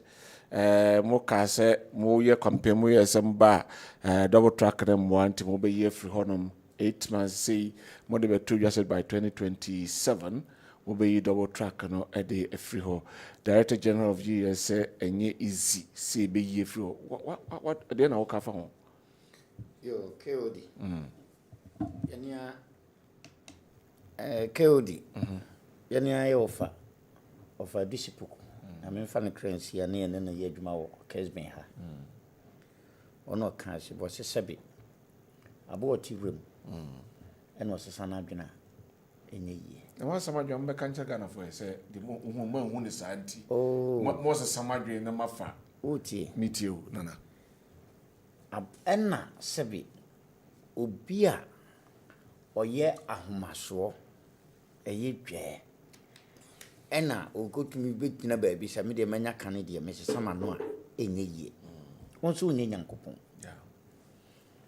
double track yasema ye kan ya doctor akofa teacher license ane hwa nyina ene yesi ye bempre mark ye eno fa double track no so double track no one people for mo can say by 2026 be ye free ho sa na mo kan you na obi a wo di ade na ba empo no o sinka 2026 e na be ye free ho na me ma beto no na apesa bosome nwotwe no edi kan no anu afi na enkora no ko school min ko yin free ho so mo ka sa mo ba mbetwem ye ba ye ka se ye ba ye betwem no nyesa wo ba ye no ano na ade a obi di mfie nwotwe asɛe no utumi de bosome nwotwe samedi aye ni ye dabi okay ayen hyehyɛ sei a ye ka sei o de private schools abeka ho what you say enu nti wo mo aye school selection private schools e bi ka ho de to so biu sa schools go na omu ACC no ye fa nsɛ kra e-blocks no na omu sisi no o hwɛ sɛ emfie be mienu edi animu yi on betumi complete dodo no a na enkwala no anka omo kɔ nopa ne awia na sɛ we kɔ we wa ha ma we akɔ we wa ha no ye de omu nyina akogu hɔ wotia sɛ de tia no omo ka sɛ double track ne nyense na omo pɛsɛ enka mo mienwie ye mmoboa ye ho nwie sisi adan ne nwie na ne de nkwala no kɔ a ne de omo kɔ mo se da bi ye bɛ hyase ampa mo hyase no omo nso ba yi yes ye to aso mo kra mo kan say wo mo so mo bo mo betwam NDC ba obetwam because akaka say ye be ye dan wo mo use prof ye say ye be ye nsisamu review ye be ye review ye be ye review no review no kire say ye betwam e ma ho se be ye bebre se Ghana fo nyina hu ni say President Mahama ba ye no fresh churches wa metwam na mpo wo mo abehye mu krama ye ni yie esan se omo ba ye yentumi omo ntumi solve problem bia kra no what to say ye ka biane asem what is akora bi wo school se come de no what is headmaster bi kasa first no enka obi wo tamale de ne dua no ho ye dua toko wo ho ye dua aburo wo ho ye dua bayire wo ho ensu school a wo tamale wo mu nya bayire ni bi ni wo mu nya toko ni bi ni omu nya banti nigare adenta esanse ye de aduane ni frinkan ena eba edi se aduane frinkan ma ya enkora wo school omu nya aduane ni bayire e wo tamale adenti na ye meto bayire mfri tamale nkonkan ni asan so frinkan akotamale eti bayire nka ho first nso na ye diska na ma head teachers no wo mu ane kodi wo mu dwa ampa aban ba ya was starting so this kind of teachers na wo mo akodi wo mudwa no ene wote school ho wote ayi phrase teachers ho asem biem ene obi enti phrase teachers ho asem awofo enti phrase teachers ho asem enka kane no sa wo ba ko school no anka banku ama no wa amani ska wo de betoto aduane a na ato ni ayem hihye akora no kodie no kodie enne MPP fo yi ankasa be di adanse say phrase such aduane sem ene na ade nyina no ayeye obi enkasa school fo kane no om de beto social media monhwe o nkwan aduane ayedie emfa hansia enne ebeba no kosua da so akokọ esre emfa hansia ni nyina dok wote won eti misram anu no yi phrase double track meba make kasi so no de konwan atitafo a no mo kran de enka ho anyway what you say de mpesa meka nyina ne say phrase chese no ye de ennem ansese papa agu akwan mu a wo mo ye ho adwuma me say aduane sem wa be yi ne yi or the saying private schools are na enka ho no say ye de wo mo abehim say ye de wo mo abehim no eno so ebeboa amen korano kran so sa schools ni bi o ho double track no o beja yi o schools ni bebre wo mo de wo ho ekose sa double track no no bebre beja because say wo mo di school ni bi ebe ka ho ena sa e-blocks no so no ebi o ho a wo mo abeye ni yi so ahu eti no enye the whole nation say first no schools ni bebre ye double track no me gidi ye said this time schools ni bebre so ebe free double track no gradual process na once say ni yie na piti prakopa ba ya say ya ka say mo ka say mo ba mo betwam ti no ene e wo say mo twa da bi e wo say to bo ase na o hwe okay ade no ehin na asay ne nan na abu ne nsa na abu we na ayi say okay ne mo nyempega ne nan no ne mfa nsi wo yentenetene yenye ni say etina ya duane sem yie say akora bi en complain teacher ni bi en complain te say de kane no mu complain no de to so biom head teachers any bezes ya no mu wo schools so ko complain pe wa hwe ya ye ma so a bungugu wo ne ye de wakoto ho ba bi a wo mpe wa hwe ye kra be yi wadi phrase chesi ho ye a teacher for bebre kra yi wo mo adi a teacher for bebre ye sanction wo mo because of phrase chesi eniema nko yie wo mo ko kanso a na kodane asem foforo enne sa niema ni nyina no enti MPP for doctor o pesa o tere se wonti se sa niema no complaints no a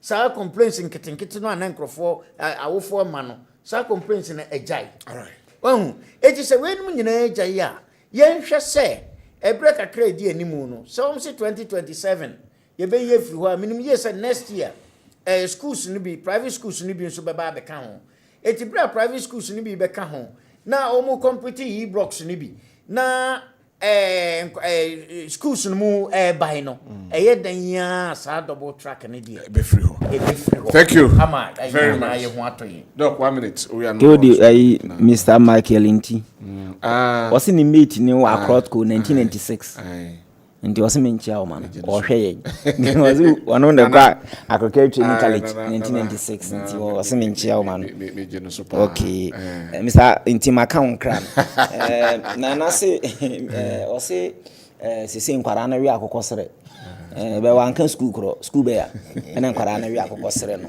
wase o ye specific ni ehunu se school we ene man nkwara na akokosere na obi akwa akokonfirm ba ka se nkwara wi akokosere hiva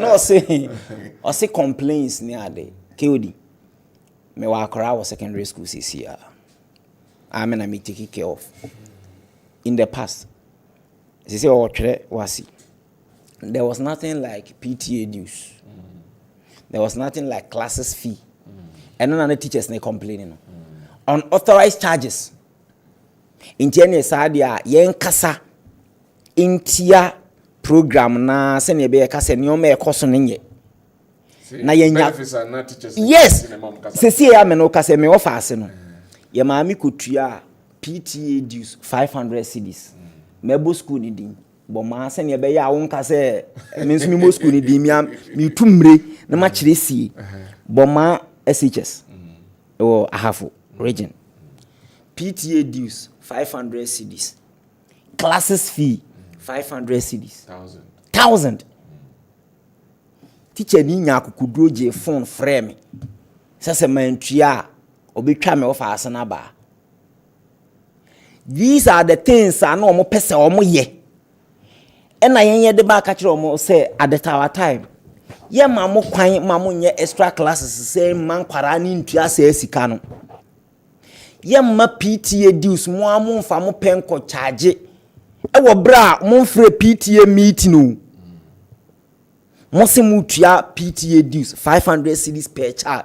But no, I think no school would do that without consulting. Me say me na me ye akwara ke entin ma bo school ni din no ma bo school ni din o me nkanka no general said de na naka say obi ewi akokosera wan kwa school kro no ma bo ma ye specific omo ye e charge PTA dues 500 cedis.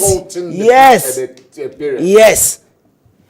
Then you almost charge 500 cedis for extra classes. 1,000 when tia ni e frɛ say oba no ontua ne sika ye be pam no. These were the things and teacher for ni bi any schools ni bi one to say in the past ne teachers no had matrons ni ade yetime chibi of a wanti aduane no masesa no mo dey continue so okoche no na face surveillance ne be ye so straight na onya chance ane o ma start complaining. President Mahama ka so di sika no be ma teacher for no no ma kodwuma kotomponche nam any ade na say anya no ka say almost reverse back to buffer stock. Yes. Also dey right. Yeah, no gina platform so can say o disika no be ma teacher for na kotom ponche. Aden na won pache wo. Okay. Just Nana also 1 minute. Yes. Maminga samchiro. Sa MPP for free SHS no. Opa be phone line. Na free parents ya omo mako obi. Me every month na mtua 200 cedis ansa na mbanya biane adi. Every month. School bay. Master. Hold on. School bay. Enkasa. Let bo school ni din. Enkasa. Enkasa. Na tuama school no. Hwe. Se parent no. Se yenia ya anyi jisika. Se de ma school no a.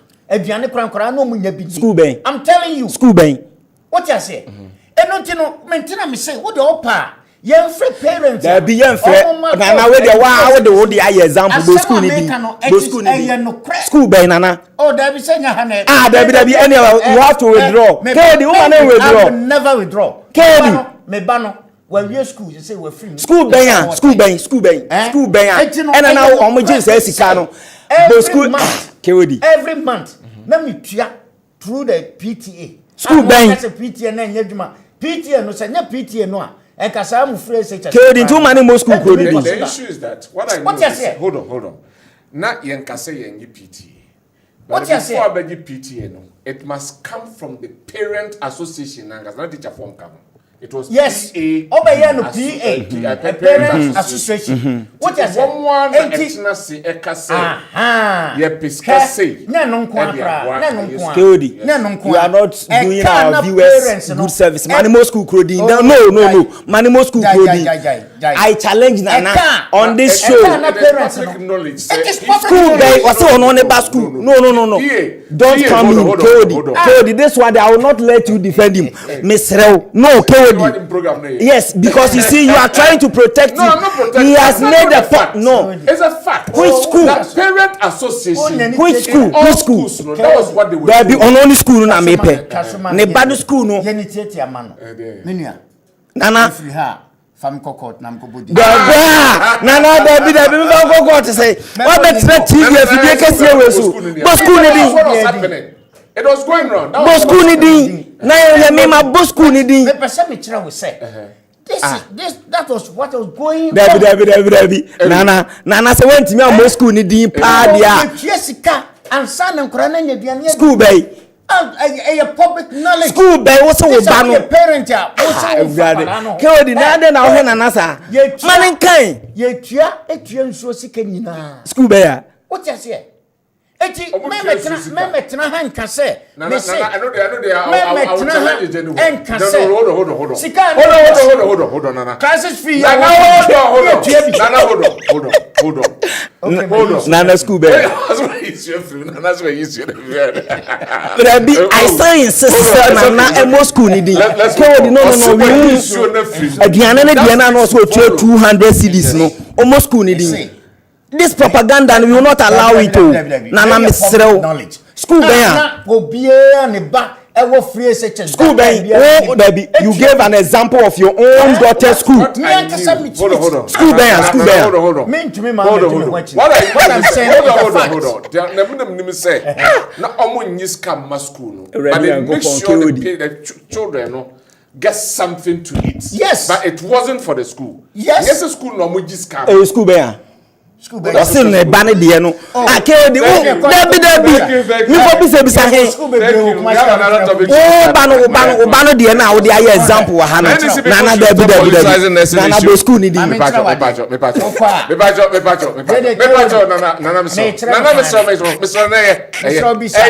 Mr. Many people should stop politicizing nursing issue. We are professionals first before politicians. Doreen Ochebi. Dr. Champon and propaganda is like 5 and 6. Hey, sir. Doreen Krona and Sandy Bayo. Anyway, Doreen and no. Right. Good evening, Kodi. We thank President for awarding members who held the A departed from Honorable George Osei Asumani Yadase. Good evening, Kodi. NDC was number 8 on the ballot paper. 8 people perished on the 8th month of the year. Semsebe, Otin Opuni, Akim, Aprokumasi, and Odiwei Abba.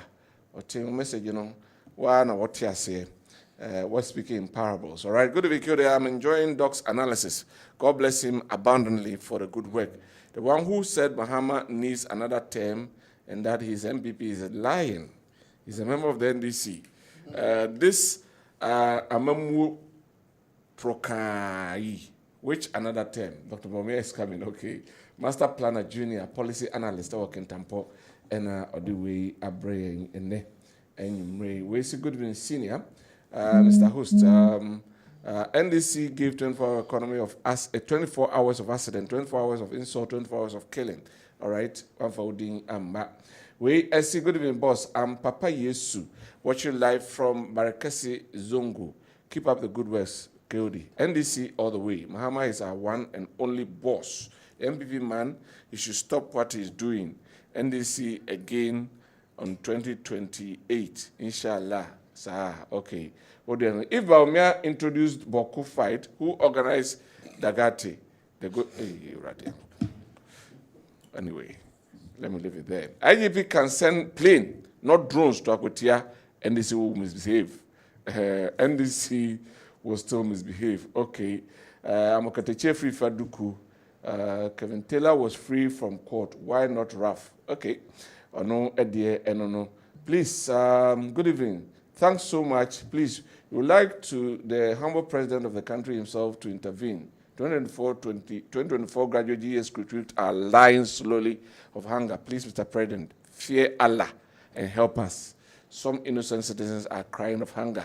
In fact, Dr. Champon is a top-notch communicator. He has dealt with the issues accordingly this evening. President Mahama and his NDC will soon start running away from their shadows.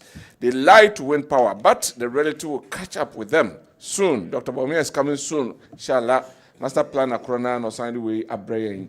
We SC good evening. Congrats to the MPP, gallant presidential aspirant for successful submission of their forms. Let's avoid internal wranglings to capture power in 2028. From teacher in Boma, Dompa Lake side. Okay.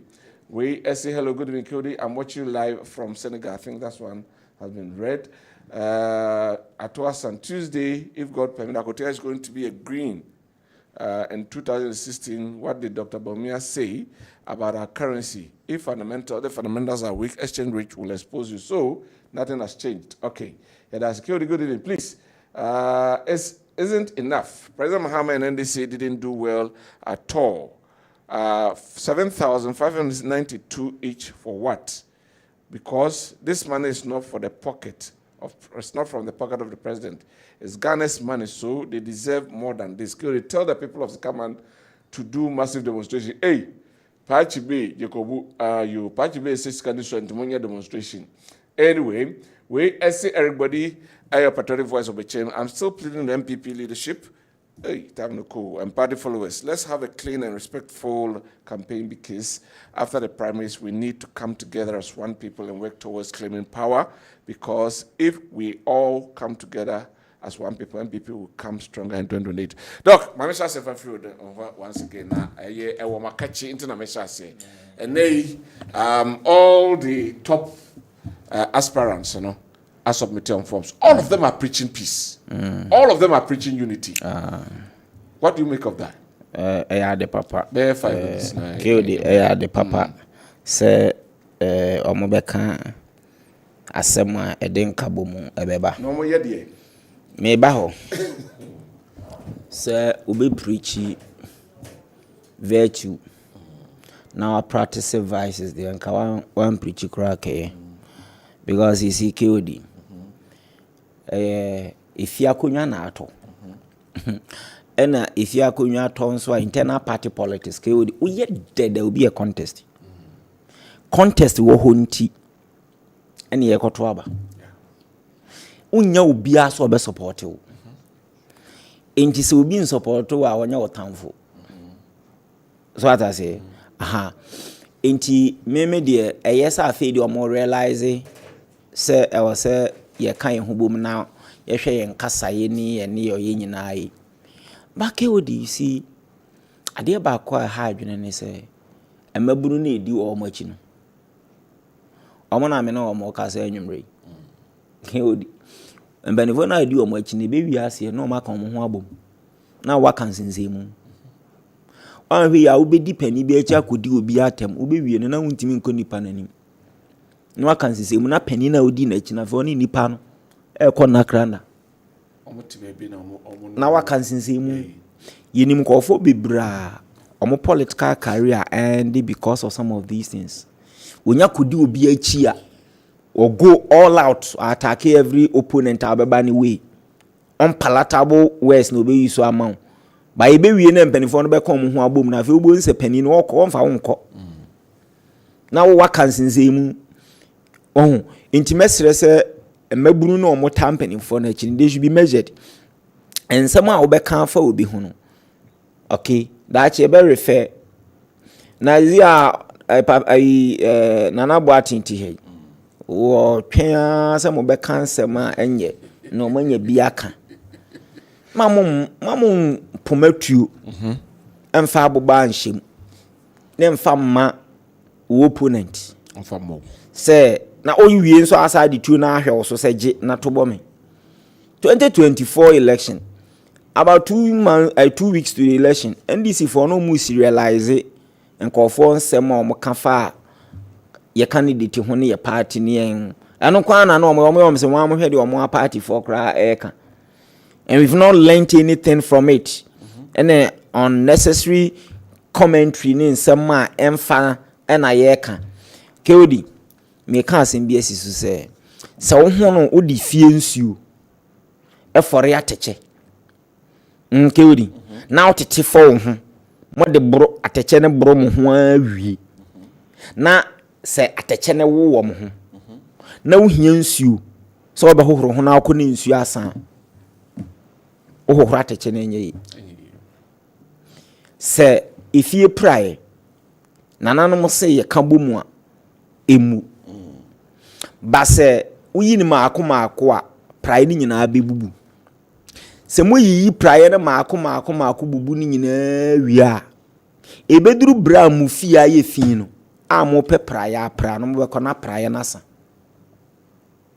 ese mienu na maka omo hwe wo mo nkasa ye mu yi eni omo kan fa omo ho obewie no na fe nkofo asom na omo play in back sometimes on namwa because say ba TV so ni adinti no obeduru program bia se obi ha wunnim no approach you because wonu hu de bia o TV so oba say na de na ekoso yi kasa ne nioma bibre ekoso na nyewu on say middle class for in most cases and abamba bin kraka President Mahama aka John Dumelo Deputy Minister of Agri ko munyina aka say MPP party no middle class for no be support to NPP but some mo ya ade na nya omo no nya politically aligned but they tilt towards you in some ye sa nioma we ya no mubufu duru ho no ma on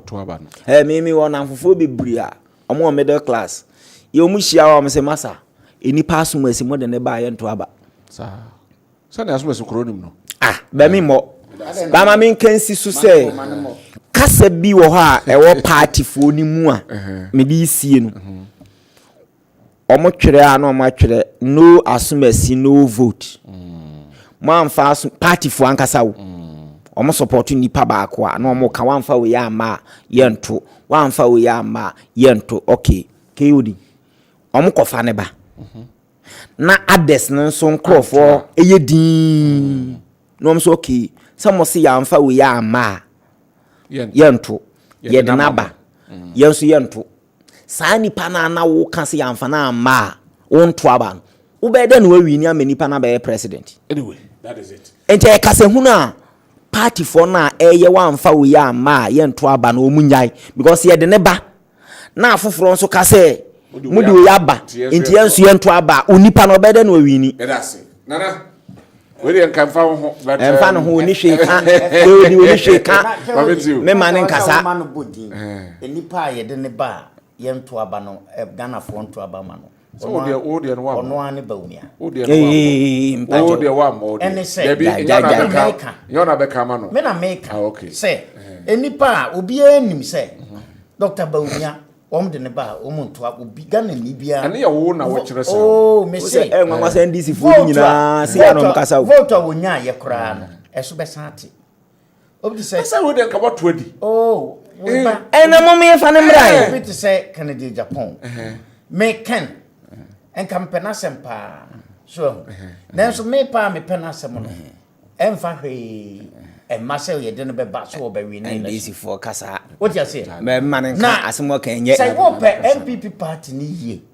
na percent nka bo mu ba na percent asubie ba party no enka obi a e wo so wo hwe so mo de be ba e ye dutu esa say adutu me ma men ka David Kwabena for kasa contest jo mahama mo so na adwene nye me ba o na be kire de emfa ne mra ye ka obi a wo constituency wo mo eto aba ni nyina ka obi a wo constituency obi no wo bi chan adutu enene de enene de analysis be no ajai metna ha mo bo obi di me kra me party ba kra ma mo obi adi nyo na be bo obi adi madeli o jaja wuni qualify madelegates na nko decide de tie ne say jai enko mo obi adi ba bia ni Ghana ha wo ba dutum din a ye nim no from parents to teachers omianum ne Kennedy no mo ne Brian omia de say obi enum ne say eye tro kontompo ensem a wo beka see I am enfa hey see obi a wo ye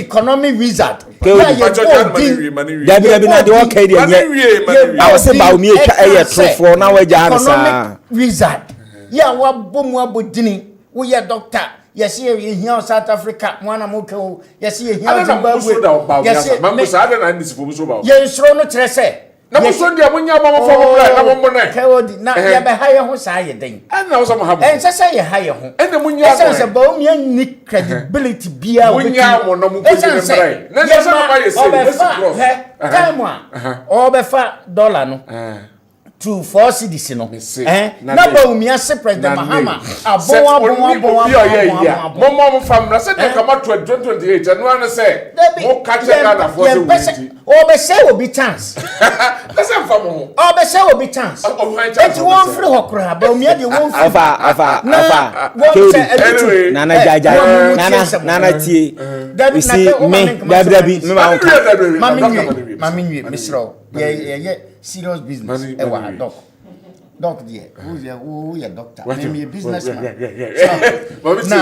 so obi anso e go no profession na de tie ne me comedy in terms of say obi tumi di nkabo mu aba party no e MPP party no ene moma ne mra central ye ka north ni aka south omo nwene obi a obedwe ni power omo nwene sa no de mbusa wo omo nwene obi a obedwe ni power amom de mo be ka omo bom se power ne de ti o power ne de se sia no de MPP so ombe ba power de enye na sai ene jamu party ni nwe se party ni se yi a se ombe nya good opposition Obeba na dia the omampani ya enye the NDC ya enye no omo atekere na omo tenetene That's nana. No me dey waka se ma obi enfa enu nti no ehu hia se omo see KOD omo fa dutumra once me ma obi because me where are your position I've been neutral throughout even wait no